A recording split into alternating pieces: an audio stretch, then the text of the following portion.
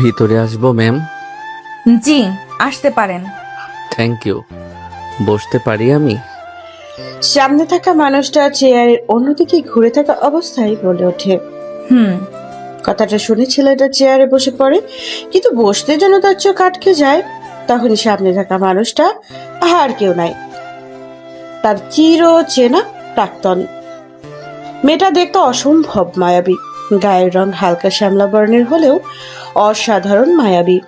Face height কমজোর, passport 4 ইঞ্চি থেকে 5 ইঞ্চি হবে বই কি। তখনই বলে ওঠে সামনে থাকা মেয়েটা। তুই এখানে কি করিস? না মানে আসলে হয়েছে কি, ব্যাপারটা তেমন কিছু না। আসল ব্যাপারটা হলো মারো মুছে মারো। তখন না ফুটানি মারতি, আমি এই হব ওই হব কত কি সব বলতি, মনে নাই? আজকে সেই তুই একটা সাধারণ চাকরির জন্য আমার অফিসে। তখন সামনে থাকা ছেলেটা উঠে গিয়ে মেয়েটার হাত জড়িয়ে ধরে আর বলতে থাকে, দেখো, তোমার সাথে যা হয়েছে, আমার আগের বিষয় নিয়ে কিছু মনে কইরো না। আমার একটা চাকরির খুব দরকার, খুব দরকার। কম করে হলেও 15টা ইন্টারভিউ দিছি, কিন্তু সব জায়গায় আমি ব্যর্থ। তাই বাধ্য হয়ে কোম্পানিতে। থাক, আর বলতে হবে না। আসলে দুঃখের সাথে বলতে হচ্ছে, আমরা তো অ্যাকাউন্টিং ম্যানেজার পোস্টে অলরেডি একজনকে নিয়ে নিচ্ছি, এখন আর কাউকে নিতে পারবো না। প্রিয়াঙ্কার বাচ্চা যত রাগ সব আমার উপরে। তুই দেখা সমস্যা না, কিন্তু আমার চাকরিটা খুবই দরকার। প্লিজ মনটা নরম করো। বাসায় আমার অসুস্থ মা, চাকরিটা খুবই দরকার, প্লিজ। এই ছেলে, তোর তো কথাবার্তা ঠিক নেই। বসের সাথে কিভাবে কথাবার্তা বলতে হয় জানিস না? আসছে চাকরি নিতে, একবার তুই করে বলিস, একবার তুমি করে বলিস, আমি তোর তুই লাগি। কথাটা বলে প্রিয়াঙ্কা আমাকে একটা থাপ্পড় মেরে দেয়।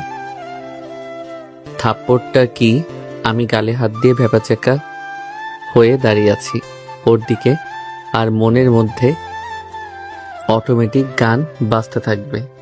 চলো চলো নয়নে হাসি মাখা চলনে। ধরো, এটাও তো মনে নাই। আমার দ্বারা একটা গানও হবে না। এভাবে অবাক হওয়ার কিছু নেই, তবে একটা জব দেওয়া যায় কিন্তু। কোনো কিন্তু না, যেটা হবে সেটাই আমি করব। আমার কোম্পানিতে পিয়ন পোস্টে একটা লোক লাগবে, কিন্তু সেখানে যোগ্য লোক দরকার, যাতে কথাবার্তা শুনে, যা অর্ডার করা হয় ভালোভাবে পালন করে। আমি করব। আপনাকে তো এই জব দেওয়া সম্ভব না, আপনার কথাবার্তাই ঠিক নাই। আপনার পরিবার আপনার শিক্ষা দেয় নাই, অফিসে বসের সাথে কিভাবে কথা বলতে হয় জানেন না। এটা আমার প্রথম চাকরি, তো এর আগে ওইভাবে আর কোথাও করা হয়নি। দেখেন, চাকরির একটা শর্ত থাকে, যেটাকে বলে গাইডলাইন রুলস। আপনার বেতন হবে 10,500 টাকা। ডিউটি সকাল 8টা থেকে সন্ধ্যা 6টা। কোনো মিস দেওয়া চলবে না। একদিন বাদ দিলে আপনার বেতন থেকে টাকা কাটা হবে। জি, আমি রাজি। সিগনেচার করেন এই জায়গায়। শাওন কাগজটা হাতে নিয়ে পড়তে থাকে। সে দেখে ওখানে 5 বছরের এগ্রিমেন্টের চুক্তি। ওখানে 5টা রুলস লিখে দেওয়া আছে। 1, কোনো কারণে কোনো অবস্থায় সে এই কোম্পানি থেকে যেতে পারবে না 5 বছর পূর্ণ হওয়ার আগে। 2, সে যদি কোনো কারণে কোম্পানি থেকে যায়, জব ছেড়ে তার বিরুদ্ধে আইনগত ব্যবস্থা নিতে পারবে। 3, সে চলে গেলে নিজের ইচ্ছায় এটা বদলতে 10 বছরের জেল খাটতে হবে।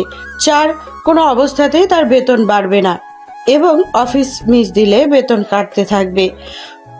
5, কোম্পানির ম্যাম যা বলবে সেটা যে বা যেখানেই হোক, কোম্পানির বাইরে বা ভেতরে, সে মানতে বাধ্য থাকবে। আজব ব্যাপার, এটা আবার কেমন নিয়ম? এইসব আবার কোনো নিয়ম হলো নাকি? আমাদের কোম্পানির এটাই নিয়ম, কাজ করলে করেন, না করলে ফুটেন। জি, আমি রাজি। এরপর আমি সিগনেচারটা করে দিলাম। আগামীকাল থেকে আপনার জয়েনিং, এখন গো। ম্যাম, একটা কথা বলতাম। না মানে আজব ব্যাপার, বেয়াদবের মতো এত হেয়ালি না করে বলতে পারছেন না? না মানে আমি কিছু টাকা অ্যাডভান্স করতেন, আমার খুব উপকার হতো। আর আমি তো এগ্রিমেন্ট লেটারে সিগনেচার করে দিলাম, চাইলেও তো এখান থেকে যেতে পারবো না। দয়া করে যদি। কথাটা শুনে প্রিয়াঙ্কার মনটা নরম হলো। এই যে এখানে 5,000 টাকা আছে, বাকিটা মাস শেষে। টাকাটা নিয়ে শাওন প্রিয়াঙ্কার হাত চেপে ধরে তারপর একটা চুমু দিয়ে বলতে থাকে, থ্যাংক ইউ সোনা পাখিটা। বেয়াদব কোথাকার, এক্ষুনি তোকে আমি অফিস থেকে বের করে দিব। তুমি যে চাইলে আমাকে আর বের করতে পারবে না। কথাটা বলে শাওন প্রিয়াঙ্কার দিকে একটা চোখ মারে, তারপর সে ওখান থেকে চলে যায়। আর এইদিকে আরে ভাই রে ভাই, আমি ভাবতাম ওরে আমি আমার জালে ফাঁসাবো, এখন তো দেখছি কাহিনীটা উল্টো হয়ে গেল। বজ্জাত পোলা আমারে 3 বছর জ্বালাইছে, এখন আমি আবার পাকনামো করে নিজের ঘাড়ে নিজেই বিপদ ডেকে আনলাম। হায় রে, তবে ও আমাকে চেনে না। ওরে আমি এমন খাটাবো যতটা পরিমাণ মানুষ একটা কুত্তারাও খাটায় না। এভাবে প্রিয়াঙ্কা নিজে নিজে ভাবতে থাকে। অন্যদিকে শাওন ওখান থেকে বের হয়, মানে অফিস থেকে সোজা ফার্মেসিতে চলে যায়, গিয়ে কিছু ঔষধ কেনে, তারপর বাসার উদ্দেশ্যে রওনা দেয়। এই ব্যস্ত নগরীতে গরমে যেখানে এক পা হাঁটা কষ্টকর, সেখানে শাওন পা দিয়ে হাঁটতে থাকে শুধুমাত্র কিছু টাকা ভাড়া বাঁচানোর জন্য। জীবনে প্রতিটা মানুষের জীবনে এমন কিছু সময় আসে যে তারা খুব করে 5 টাকার মর্ম বুঝে যায়। 10 টাকা তো দূরের কথা, এই 10 টাকা 5 টাকা বাঁচানোর জন্য তারা 5 মিনিট 10 মিনিট কেন 15 মিনিটও হাঁটতে দ্বিধাবোধ করে না। এটাই বাস্তবতা। আর এই শিক্ষাগুলো সারা জীবন থেকে যায়, মানুষ চাইলেও ভুলে যাইতে পারে না। কি রে বাবা, আসছিস তুই? হ্যাঁ আম্মু। আব্বু কই? এই তো শুয়ে আছে। বাবা, তোমাদের আর টেনশন করতে হবে না, আমি একটা চাকরি পেয়েছি। বেতন শুরুতে একটু কম হলেও আমরা দিব্যি খুব ভালোভাবে থাকতে পারবো। আলহামদুলিল্লাহ, তাই যেন হয়। আমি জানি তোমাদের এখানে থাকতে অনেক কষ্ট হচ্ছে, আমি বা কি করব বলো? আমারও তো হাত পা বাঁধা, আমারও তো ইচ্ছে করে তোমাদেরকে আগের মতো ওই জায়গায় ওই পরিবেশে নিয়ে রাখতে, কিন্তু তা কি আর সম্ভব? কিছুদিন কষ্ট করো, দেখো তোমরা একদিন আমাদের সব কষ্ট দূর হয়ে যাবে। আর তোমার ছেলেটা এখন চাকরি করে, একটা জব করে, দেখিও আমাদেরও দিন ঘুরবে। আরে না বাবা, আমাদের কষ্ট হবে কেন? দেখ আমরা কত ভালো আছি। এই কি আসার সময় এত বাজার করলি, এত খাবার আমরা কি 3 জনে খেতে পারবো? মায়ের কষ্ট লুকানো দেখে শাওন আর নিজেকে আটকে রাখতে পারে না। সে মাকে ধরে কান্না করতে থাকে আর মনে মনে ভাবতে থাকে যে মা একটা সময় এত এত বাজার, এত এত খাবার ফ্রিজের এক কোনায় ফেলে রাখতো, সে আজকে ছোট্ট এক ব্যাগ বাজার দেখে এমন করে। আরে পাগল ছেলে, এমন করিস কেন? এভাবে কেউ কান্না করে? আমরা এখানে 1000 গুণ ভালো আছি ওই বড় বড় দালান থেকে। না আছে কোনো টেনশন, না আছে কোনো চিন্তা ভাবনা। এখানে আছে কত ছোট ছোট বাচ্চা। বস্তির আশেপাশের মানুষগুলো পাশে বাসার, এরা অনেক ভালো, সবার মধ্যে কোনো অহংকার নেই। আমাদের এখানে এসে গল্প করে আড্ডা করে, মন খুলে তাদের সাথে কথাবার্তা বলি, কোনো টেনশন নেই। আর সব সময় নিশ্চিন্তে আল্লাহর ইবাদত করতে পারি। এর জন্য আল্লাহ বলেন, যার যত আছে তার তত বেশি টেনশন। তোমার জন্য যতটুকু আছে যা তা নিয়ে তুমি সন্তুষ্ট থাকো। নিশ্চয়ই তোমাকে পরীক্ষা করা হবে। আমাদের পরীক্ষা চলছে বাবা, হাসি মুখে থাকবি, কোনো বিষয়ে মন খারাপ করবি না। তারপরেও বাবা, ও তো আমার নিজের বোন ছিল, তোমার নিজের মেয়ে। আম্মু তোমারই তো মেয়ে, ছোট থেকে এত কষ্ট করে বড় করলে, আমাদের সাথে এমন কিভাবে করতে পারলো বলো? কিভাবে পারলো এমন করতে? কারো জিনিস কেউ নিয়ে জীবনে কোনো দিন সুখী হতে পারেনি রে, তোকে আল্লাহর থেকেও ডাবল ফেরত দিবে, দেখিস, মন খারাপ করিস না। তারপরে শাওনের আম্মু রান্না করতে চলে যায় আর শাওন হাত মুখ ধুয়ে ফ্রেশ হয়ে নেয়। এর মাঝে পাশের বাসা থেকে শ্যামলী চলে আসে। ও কাকা, কেমন আছো? ভালো হয়নি? তখনই শুভর আব্বু শুভর দিকে চোখ ইশারা দেয়। এই ইশারাটা হলো হিডেন সংকেত, যার অর্থ আপদ আবার আসছে। এই তো মা ভালো আছে, তুমি কেমন আছো? ভালো আর থাকুন কই কাকা, ওই টাকলা কালোর জন্য কি ভালো থাকার আছে? ওই একটা পাক্কা হারামি। তা মা নিজের স্বামীকে কি কেউ এভাবে বলে? শ্যামলী হালকা কালো বর্ণের একটা মেয়ে, ওজন খুব জোর 48 থেকে 50 কেজি হবে। গার্মেন্টসে চাকরি করে। শ্যামলী মুখে পান খাইতে খাইতে লাল করে ফেলছে। তখনই পানের ডগায় কিছু মানুষ আছে না, পান খায় আর ডগার মাথার চুন নিয়ে একটু একটু পরে চুন খায়। এইভাবে অনেকটা চুন খেয়ে নিয়ে সে বলতে থাকে, আরে শ্যামলী আপা যে পরিমাণ চুন মুখে দিলেন মুখ তো পুড়ে যাবে। এত চুন খান আপনি? ভাই আমাদের গরিব মানুষের আবার মুখ তো না, মনে হয় ধান ভাঙার হলার চুন, এটা ওইটা যাই দিয়ে একেবারে হলার হয়ে চলে যাবে। এইখানে এইসব বাঁচাবাচি নেই। আপা আপনিও না পারেন, আপনার সাথে কথাই জীবনে কেউ পারবে না। আজ আমরা এই জায়গায় না আসলে গরিব মানুষের মন কখনোই বুঝতাম না। তার মুখে যাই বলুক, ভেতর থেকে তারা কতটা নিঃস্বার্থভাবে পরোপকারী, এদের মন সত্যি অতুলনীয়। শ্যামলীকে দেখ, চাচি অসুস্থ বলে রান্না করতে চলে গেল। কথাটা বাবা তুমি সত্যি বলছো? আসলে এরা মনের দিক থেকে অনেক ভালো। হ্যাঁ রে, মনে রেখো বাবা, আমি একদিন তো বড় হবই, আর লাইন বাই লাইন আমাদের সাথে হয়ে যাওয়া অন্যায়ের বিচার আমি করব, খুব ভয়াবহভাবে, যা কল্পনারও বাইরে। কথাটা বলে শাওন বাইরে চলে যায়। ওইদিকে শ্যামলী গিয়ে শাওনের মাকে রান্নার কাজে হেল্প করে। এভাবে দিনটা গড়িয়ে রাত হয়ে যায়। রাতে সবাই খেয়ে দিয়ে ঘুমিয়ে পড়ে। সকালবেলা শাওন হালকা নাস্তা করে হেঁটে অফিসের উদ্দেশ্যে রওনা দেয়। এছাড়া তার কোনো উপায় নেই। তার বাসা থেকে যদি রিক্সায় করে প্রতিদিন অফিসে যাওয়া আসা করে, তাকে 40-80 টাকা ভাড়া দেওয়া লাগবে, যা তার 10,000 টাকার চাকরির জন্য অসম্ভব। এভাবে ভাড়া দিলে তার মাসে প্রায় 3,000 টাকা চলে যাবে এক্সট্রা। তার পক্ষে অনেক কষ্ট হয়ে যাবে, তাই সে হেরে যায়। এমনিতেই সংসার খরচ, বাবা মায়ের ওষুধের বিল সবকিছু মিলিয়ে কষ্ট হয়ে যাবে, এ কথা ভেবে সে এমন করে। আসলে ঢাকা শহরে যারা অল্প বেতনে চাকরি করে তারা বুঝবে এই ব্যাপারটা। রিক্সাতে উঠলেই 30 টাকার কম ভাড়া নেই, সে আপনি 5 মিনিট যান বা 2 মিনিট যান, যাই হোক। শাওন অফিসে পৌঁছাতেই ঘড়ির দিকে তাকিয়ে দেখে 8:25 বেজে গেছে। তখনই সে প্রিয়াঙ্কার রুমে যায়। আসতে পারি ম্যাম? ওর কথা শুনে মেজাজটা আমার খারাপ হয়ে যায়। হাতে থাকা ফাইলটা ওর দিকে ছুঁড়ে মারি। তারপর বলতে থাকি, বেয়াদপের বাচ্চা, তোর বাপের বাড়ি এটা, যখন ইচ্ছা তখন আসবি। তোর অফিস কয়টায়? 8টা। বাজে কত? 8:25। 25 মিনিট তোর বাপের জিনিস? বের হয় এখান থেকে, ছোট লোকের বাচ্চা। তখন আমি ভালোভাবে ওর দিকে তাকালাম, দেখি ফাইল মাথায় লেগে ওর কপালে একটু কেটে গেছে। ও আমার দিকে মিষ্টি একটা হাসি দিয়ে চুপচাপ রুম থেকে বেরিয়ে যায়। ব্যাপারটা আমার কাছে খারাপ লাগে। এইভাবে করা কি ঠিক হয়েছে? ঠিকই আছে, নির্লজ্জটা আমাকে 9টা মাস কম কষ্ট দেয় নাই। ওর পা পর্যন্ত ধরা বাকি ছিল। একটা রাস্তার কুত্তাও মনে হয় কোনো কিছুর জন্য এমন করে না, কিন্তু তাও আমার কথা শুনে নেই। সেই দিন কতগুলো মানুষের মাঝে আমাকে ছেড়ে চলে যায়। ওর সাথে তো আরো খারাপ ব্যবহার করা উচিত আমার। কি ব্যাপার, অফিসে নতুন নাকি? জি। আপনি আর কোম্পানি পাননি, মানুষ দায় পরে কোম্পানিতে চাকরি করে, কুত্তার চেয়েও খারাপ ব্যবহার। যাই হোক, কি আর বলবো, আস্তে আস্তে বুঝে যাবে।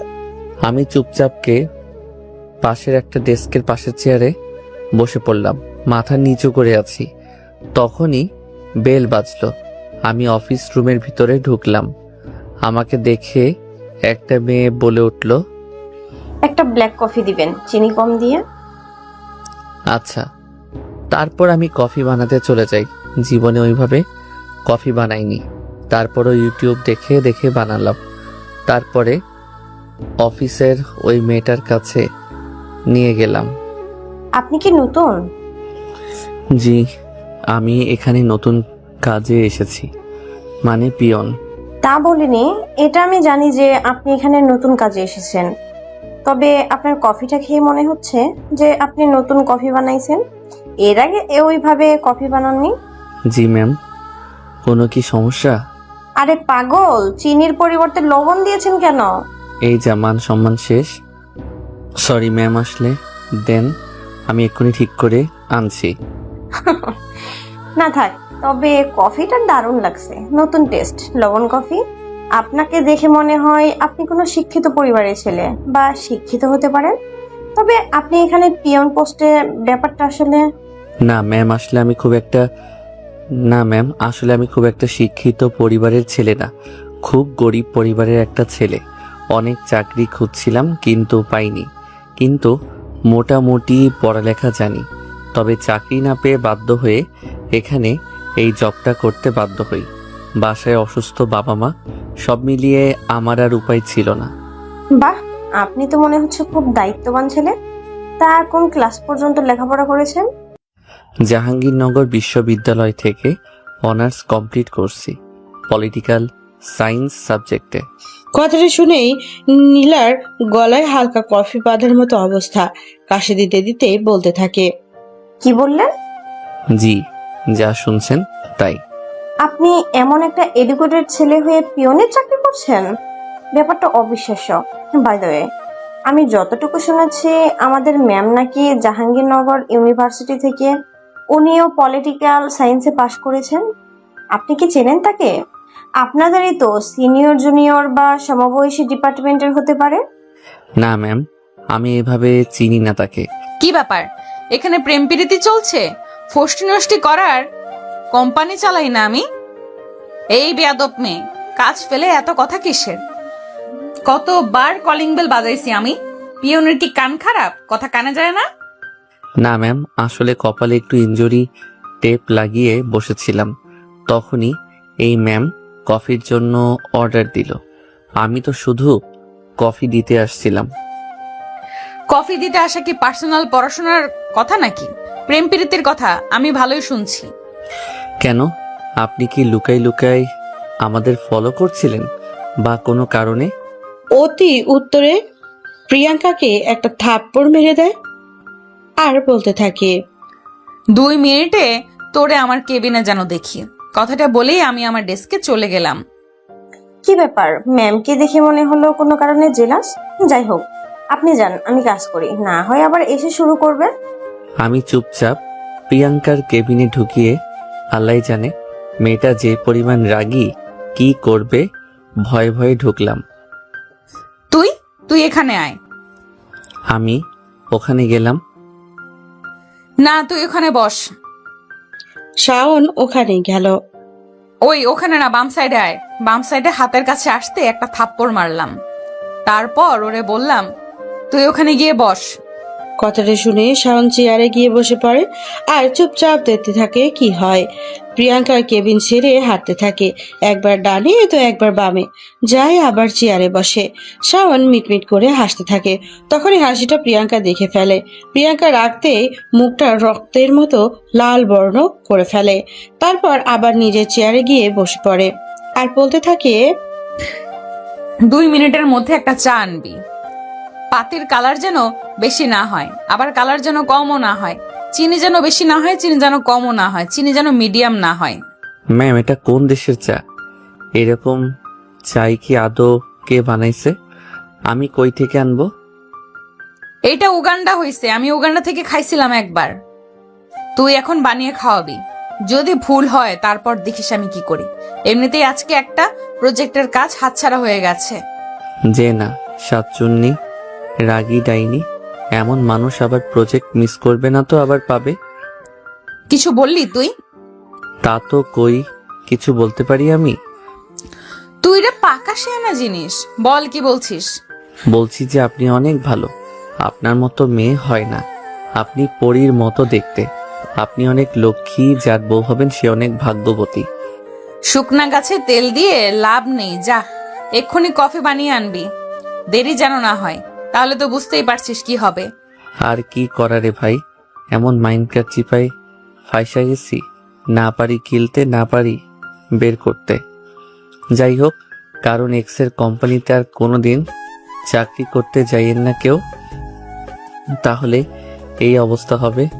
আমি গিয়ে অনেক চেষ্টা করলাম, কিন্তু যে অর্ডার দিছে এমন চাকরি জীবনে বানাতে পারবো আমি? তাও যথাসম্ভব চেষ্টা করলাম। তারপরে সোজা কফিটা নিয়ে রুমে গেলাম। এত তাড়াতাড়ি হয়ে গেল? কেন ম্যাডাম, আপনার উগান্ডার কফি কি দেরি হয় বানাতে? সরি চা। প্রতিউত্তরে প্রিয়াঙ্কা চোখ বড় বড় করলো। ম্যাম এই নেন।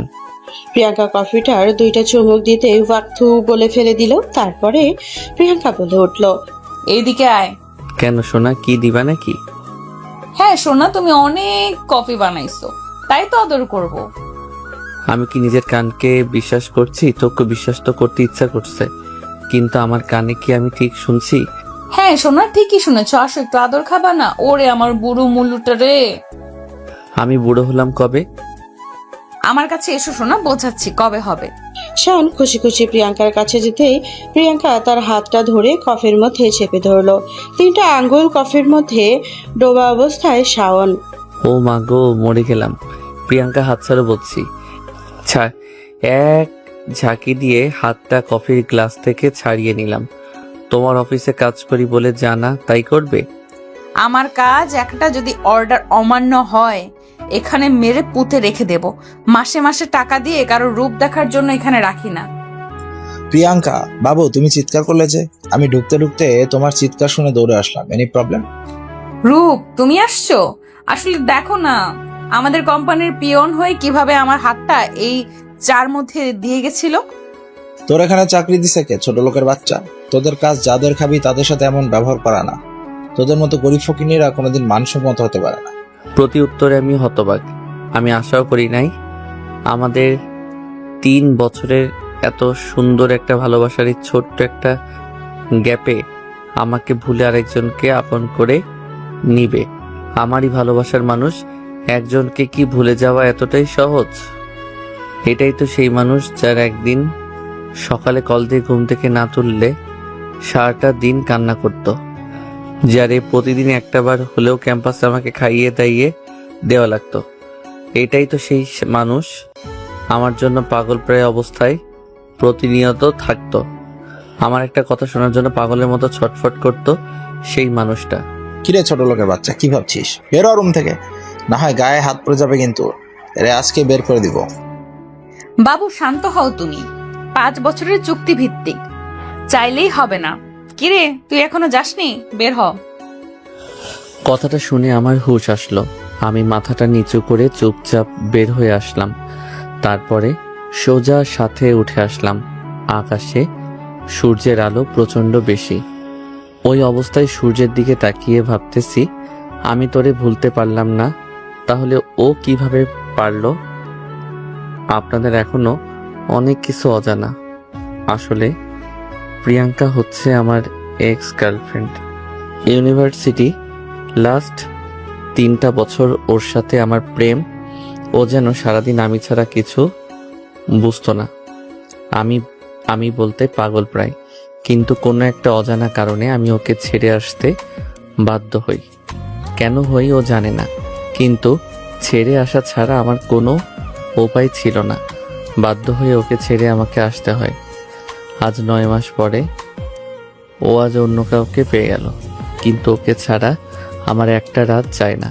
প্রতিনিয়ত ওর ব্যথা আমাকে খুব করে কুকড়ে কাঁদায়, কিন্তু ও আর একজনকে খুঁজে নিল। যাই হোক, আমি তো ওকে ছেড়ে চলে আসলাম। ও কি আমার জন্য বসে থাকবে? থাকবে তো না, নতুন করে শুরু করবে, ভালো থাকবে। ওর মতো ভালো আছে, আমার এত মাথা ব্যথা করে লাভ আছে? থাক না ও ভালো। যাই হোক, আমি ছাদ থেকে নিচে নেমে আসলাম। নিচে আসতেই, কি ব্যাপার পিয়ন মশাই, মন খারাপ নাকি? জি না, তেমন কিছু না। তোমাকে দেখে মনে হয় আমার বয়সী, তাই স্যার না বলে ভাই ডাকতে পারো, সমস্যা নেই। না ধন্যবাদ, ঠিক আছে। ম্যাম তো সবাইকে স্যার বলে, ম্যাম বলে ডাকার অর্ডার করে দিছে। তখন আবার এসব শুনলে বুঝতেই তো পারছেন। আরে ম্যামের সামনে রাখতে কে বলেছে? যখন ম্যাম থাকবে না তখন। আচ্ছা ভাই, ঠিক আছে। তো আমার জন্য একটা কফি বানিয়ে আমার ডেস্কে নিয়ে যাও। আচ্ছা ভাই, আমি এক্ষুনি নিয়ে যাচ্ছি, সমস্যা নাই। তারপরে শাওন কফি বানিয়ে অভ্রর ডেস্কে নিয়ে যেতে থাকে। আসেন, এরই মাঝে একটা ছোট্ট ফ্ল্যাশব্যাক আপনাদের দেখিয়ে আসি। আমি বুঝতে পারছি কিছু কিছু জিনিস আপনাদের বুঝতে অসুবিধা হচ্ছে, অনেক কিছুই আপনার। চলেন একটা একতরফা ফ্ল্যাশব্যাক থেকে ঘুরে আসি। আসলে শাওন আর তার পরিবার মোটামুটি ধনী সংক্রান্ত পরিবারের ছিল। শাওনের বাবা ছিল দেশের টপ পোশাক শিল্পপতির মধ্যে অন্যতম একজন। তাদের বড় একটা গার্মেন্টস ফ্যাক্টরি ছিল, শাওন এক্সপোর্ট কর্পোরেশন নামে। এর পাশাপাশি 2টা ছোট্ট গার্মেন্টস ছিল। তারা বাংলাদেশ থেকে বিভিন্ন পোশাক তৈরি করে ইউরোপের বিভিন্ন দেশে রপ্তানি করত। মোটামুটি খুব বড় ব্যবসা ছিল। তাদের পরিবারটাও খুব হাসি খুশি শান্তিময় পরিবার ছিল। শাওন সবসময় এই সব থেকে দূরে থাকার চেষ্টা করত। সে তার মতো তার লেখাপড়া ইউনিভার্সিটি নিয়ে ব্যস্ত থাকতো। শাওনের একটা বোন ছিল যা সে শাওনের থেকে বড়। শাওন যখন ইউনিভার্সিটির প্রথম ইয়ারে, শাওনের বোন তখন ইউনিভার্সিটি শেষে পড়ে। তারপরে তাকে দেশের আরেকটা বিজনেসম্যান আকাশ চৌধুরীর একমাত্র ছেলে নাইম চৌধুরীর সাথে বিয়ে দেয়। বিয়ের আজ পর্যন্ত শাওন আর শাওনের বোন যেন দুজন একজন একজনের চোখের মণি ছিল। তাই বোনের এত মধুর সম্পর্ক তাদের না দেখলে যেন বোঝাই যায় না।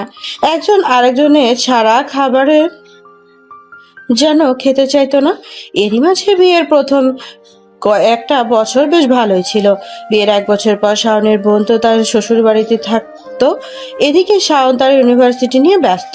পাবলিক ইউনিভার্সিটিতে ক্লাস করাই লাগবে, না হয় ইন কোর্স মার্ক দিবে না, তাই তাকে ইউনিভার্সিটিতে থাকতে হতো। এরই মাঝে শাওনের বাবা একদিন অসুস্থ হয়ে যায়। তাই এত বড় ব্যবসা শাওনের বাবার পক্ষে দেখা অসম্ভব হয়ে যায়। তখন তাদের ব্যবসার মধ্যে শাওনের দুলাভাই ঢোকে। সবারই বিশ্বাস ছিল শাওনের দুলাভাই আর শাওনের বোন তাদের নিজেরই মানুষ। কিন্তু 1.5 বছর না যেতেই তাদের বোনের যেন চেহারা বদলাতে থাকে। একদিন একটা এক্সপোর্টের ডিল ফাইনালের কাগজ বলে শাওনের বোন আর শাওনের দুলাভাই শাওনের আব্বুর থেকে অনেকগুলো পেপারে সিগনেচার নেয়। ওইটার মাধ্যমে শাওনের আব্বুর 3টা গার্মেন্টস যত ব্যবসা প্রতিষ্ঠান ছিল শাওনের দুলাভাই নিজের নামে করে নেয়। নাইম চৌধুরী কিন্তু শাওনের বোন জানতো যে শুধু গার্মেন্টস, সেই ব্যবসা যেমন আছে তেমনি থাকবে, শুধু গার্মেন্টসগুলো তার নিজের নামে করতে হবে। সঞ্জিতা চৌধুরী তাই মনে করেছিল, কিন্তু নাইম চৌধুরী তার বউয়ের লোক দেখায়, তার নামে করার কথা বলে সব নিজের নামে করে নেয়। তারপরে তাদেরকে বাসা থেকে বের করে দেয়।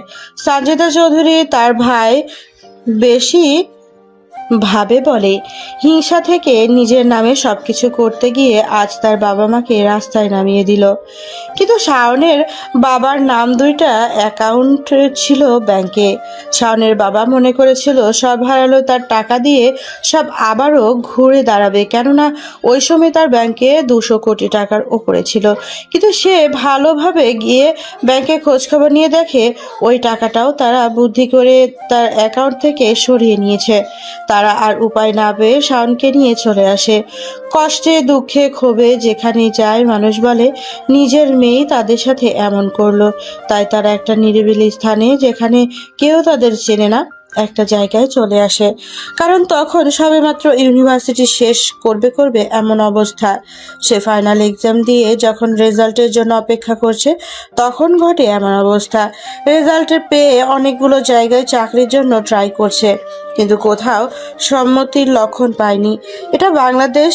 আপনার যতই ভালো রেজাল্ট থাকুক না কেন, যতই ভালো থাকুক না কেন, আপনার ভালো রেফারেন্স না থাকলে আপনার জব হবে না, ঘুষ দেওয়ার মতো টাকা লাগবে না, হয় ভালো চাকরি পাবেন না।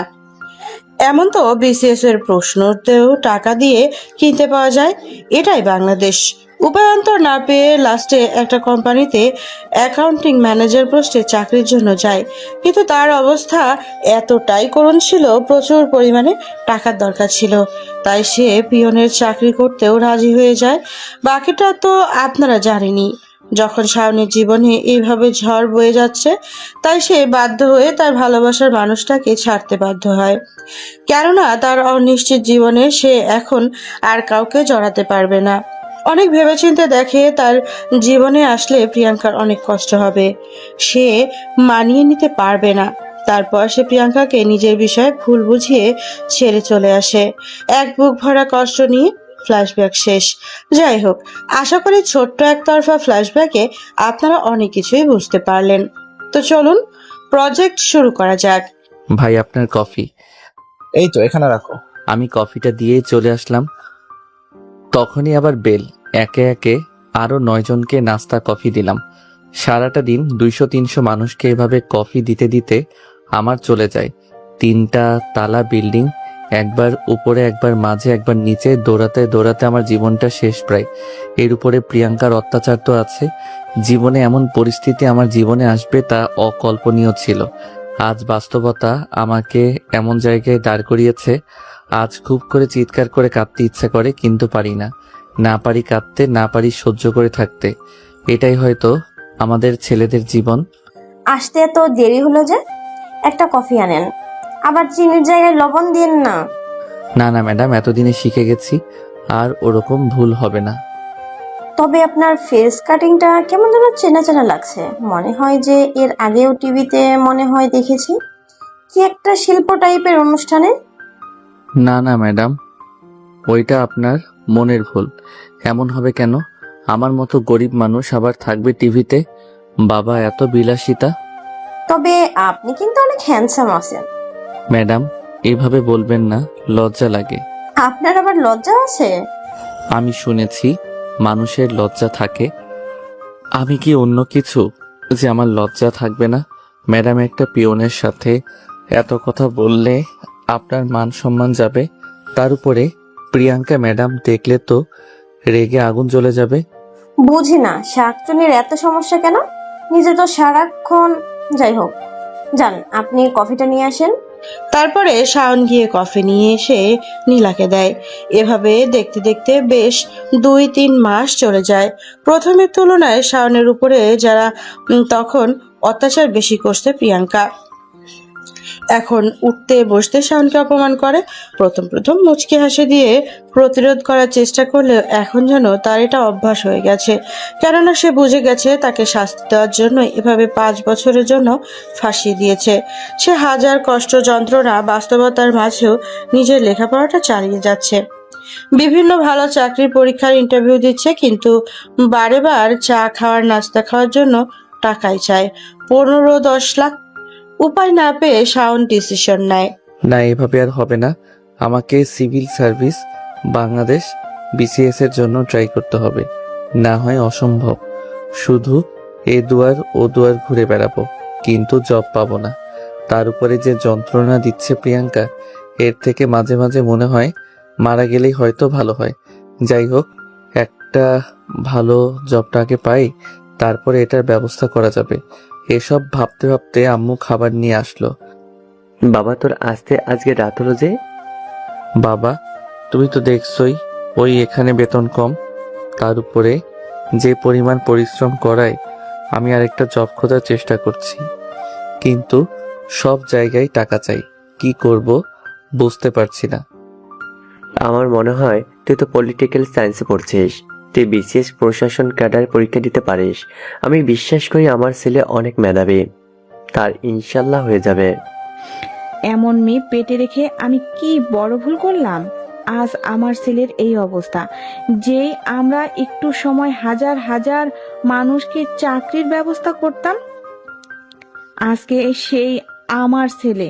আল্লাহ গো, এদিন দেখার আগে আমাকে নিয়ে গেলে না কেন? এভাবে বলে না, আল্লাহ নারাজ হবে। নিশ্চয় ধৈর্যশীলদের সাথে আল্লাহ আছে। ধৈর্য ধারণ করো, তাই দেখবে আমাদের দিন আবার ভালো হবে। শুধু ধৈর্য ধরো। আমার আল্লাহকে এত মানি, এত ভালোবাসি, তারপরও আল্লাহ কেন আমাদের সাথে এমন করছে? এটাই কি তার প্রতিদান? তিনি তো সৃষ্টিকর্তা, সব থেকে ক্ষমতাশালী। তাহলে আমাদের উপর অন্যায়ের বিচার কি তিনি করবেন না? এতটা ধৈর্য হারা ইমান হারা হলে হবে না। আল্লাহ যখন যাকে খুশি দেয় আবার নিয়ে নেয়, আবার ইচ্ছে করলে দিতে পারে। তাই এইসব নিয়ে এতটা অসন্তুষ্টজনক কথাবার্তা না বলাই ভালো। শাক দিয়ে কি আর মাছ ঢাকা যায়? আল্লাহ আমাদের ভুলে গেছে। শক্ত সময় তুমি যদি শক্ত না হও, ধৈর্য না ধরো, তাহলে তুমি তো ধৈর্যশীলদের কাতারে পড়লে না। তোমার সাথে যদি সবকিছু ভালোই হবে, তাহলে তোমাকে কেন এই পৃথিবীতে তিনি পাঠালো? কেনই বা বলল এই পৃথিবীটা একটা পরীক্ষা মাত্র? তাই ধৈর্য আমাদের ধরতেই হবে মা। আমার ছেলেটা কবে বড় হলো? অনেক আগেই হয়েছে, শুধু একটা বউয়ের ব্যবস্থা করলে না? হ্যাঁ, আমার ছেলেটা একদিন প্রশাসন ক্যাডার হবে, বড় অফিসার হবে। সেদিন আমার ছেলেকে ধুমধাম করে বিয়ে দিব। আমরা এখন যে কষ্ট করছি, পরে মেয়েকে নিয়ে এমন এই কষ্টের মধ্যে কিভাবে রাখবো? হ্যাঁ গো, ঠিক বলছো। আসো খাবার খেয়ে নেই। ওরে কালা টাকলা রে, তোর টাক আজ আমি ফাটাবো। বলে পাশের বাড়ির টিনের সাথে জোরে একটা সাউন্ড হলো। ওই দেখো আবার শুরু হয়ে গেছে। তোমরা খেতে বসেও দেখি কি হলো। তারপরে শাওন আর তার বাবা খেতে থাকে। তখন শাওনের মা শ্যামলীদের বাসায় যায়। দেখছো চাচি, আজকে আবার আমাকে টাকার জন্য গায়ে হাত দিছে। আপনারা তো দেখে শিক্ষিত মনে হয় চাচি। আপনি বলেন তো, বউয়ের টাকা মানে জামাইয়ের টাকা না? এই শ্যামলী কথাটা বোঝে না। আহারে আমার রূপের পুরুষ রে, আমি কষ্ট করে টাকা আনবো আর তুমি সেই টাকা দিয়ে মদ গাঁজা খাবা না? অত গুড় আইতেছে রে। কত গুড়ে কত চাল হয় তাও আমি তোরে দেখাবো।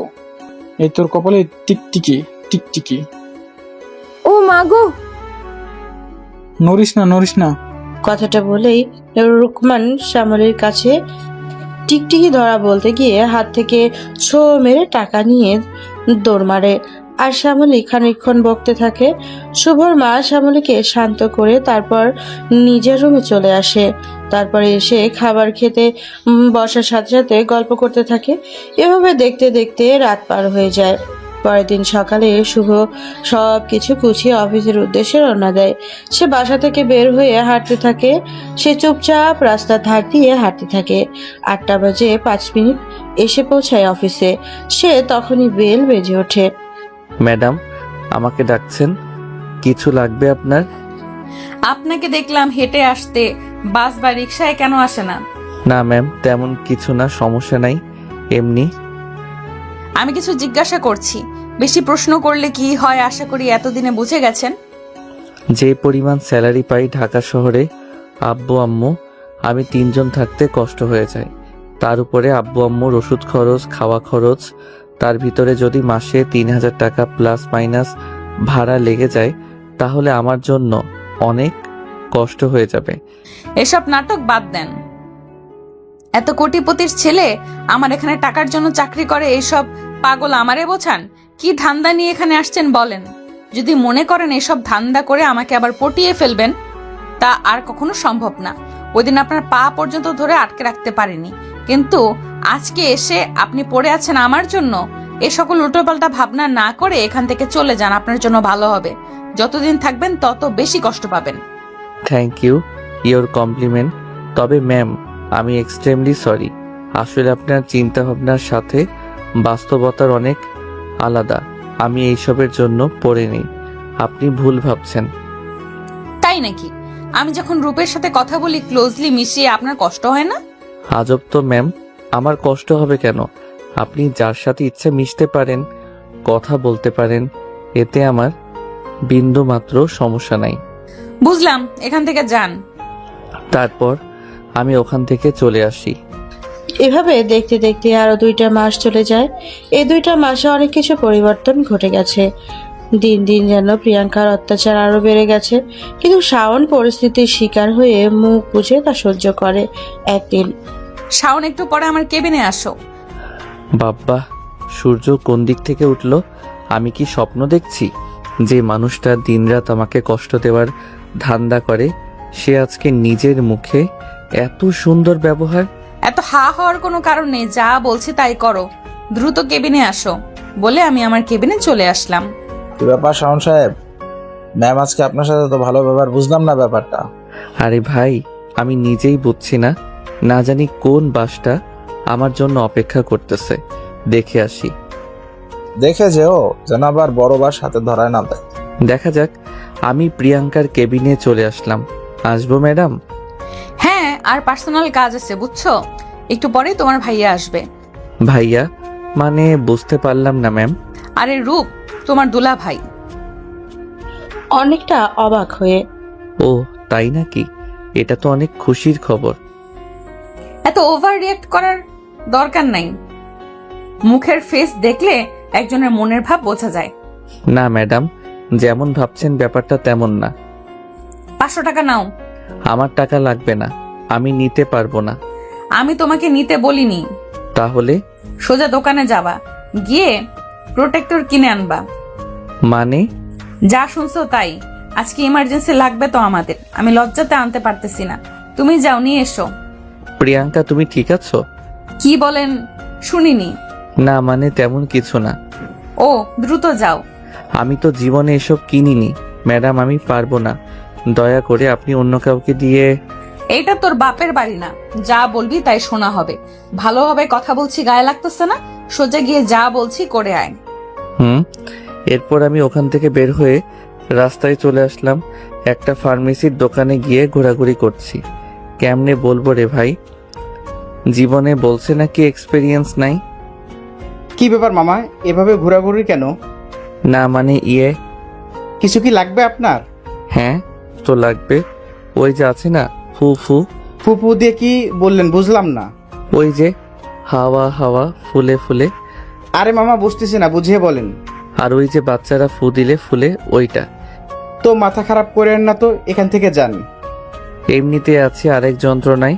নিজের ভালোবাসার মানুষ অন্যের লাগে নাকি কি করবে, তার জন্য আমাকে দিয়ে উল্টাপাল্টা কিনেছে। আমি হাসবো না কাঁদবো ভাই বুঝতেছি না। কি ব্যাপার, চুপ হয়ে গেলেন কেন? আরে ওই যে বাচ্চারা খেলা করে ফু দিলে ফুলে ওইটা। ও বুঝছি বুঝছি, বেলুন নাকি? মামা আপনি পাক্কা শেয়ানা, নতুন নাকি? চুপ, এত কথা কি বলতে বলছে আপনাকে? যা বললাম তাই করেন। কপিস লাগবে, কি ফ্লেভার? এই মরছি আরেক চারায়। এখন কি বলি?